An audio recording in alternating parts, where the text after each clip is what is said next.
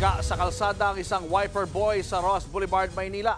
Nagbanta itong babasagin ang side mirror ng driver na ayaw magbigay ng barya. Nasa frontline ng balitang yan si Gio Robles.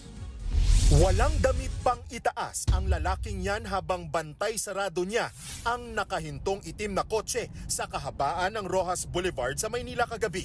Nang bahagyang umandar ang kotse, nakasunod pa rin ang lalaki. Kinatok niya ang bintana hanggang sa buksan na yan ng driver. Hindi rinig sa video pero ayon sa uploader, mainit ang pagtatalo ng motorista at ng lalaking na pag-alamang wiper boy. Pinagbantaan daw kasi ng wiper boy ang driver na babasagin ang side mirror kung hindi siya bibigyan ng barya. Hanggang sa napikon ang driver at naglabas ng pamalo.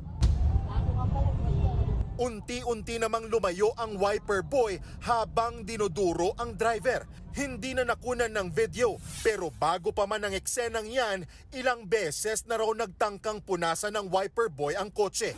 Nasa kustodiya na siya ng Ermita Police Station 5 matapos mahulihan ng baril kaninang umaga.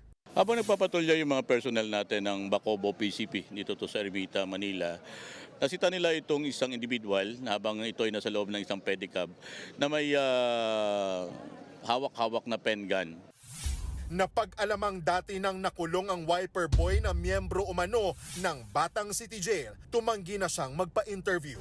Bukod sa grave threat, nahaharap din siya sa reklamong paglabag sa umiiral na Comelec gun ban. Muli namang nagpaalala ang Manila Police District na i-report sa kanila sakaling maulit ang ganitong insidente. Lalo't madalas daw sa gabi nagsusulputan ang mga naturang wiper boys sa kahabaan ng Rojas Boulevard.